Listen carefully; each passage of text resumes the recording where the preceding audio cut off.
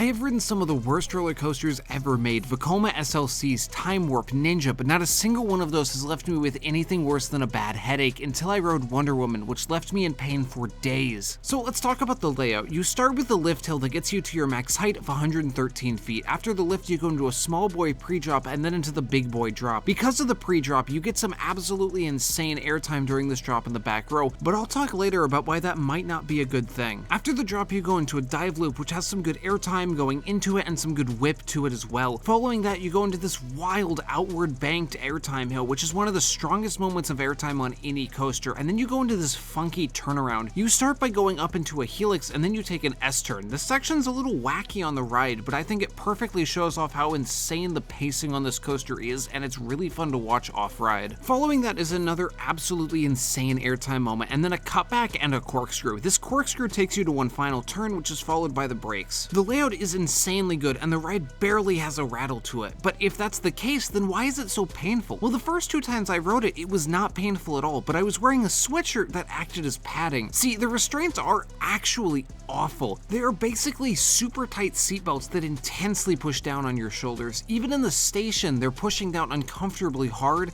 and it gets even worse with any airtime moment because the airtime is so intense and the restraints have absolutely no give or padding to them. Every time you hit airtime, you're violently thrown into the restraints, which puts a huge amount of pressure onto your shoulders and creates a shockingly large amount of pain. Here is my genuine reaction after getting off. I was in Spain without the S the entire ride. It was awful. Awful is the right word to describe this. For the next 3 days, my shoulders were in pain. It hurt even to do mundane stuff like wear my car's seatbelt. It is the most painful experience I have ever had on a roller coaster, and I desperately hope they fix it. If Wonder Woman's layout was not good, this coaster would get like a 1 out of 10, but because the layout is absolutely amazing, and I got a couple good rides while wearing padding, also known as a sweatshirt, I'm gonna give it a 4 out of 10. I find it really wacky that the restraints on this coaster were so much worse than the other single rail coasters that I've ridden. I've made a review on the Jersey Devil coaster, which is right there on your screen. You should click it to see what I thought about that one.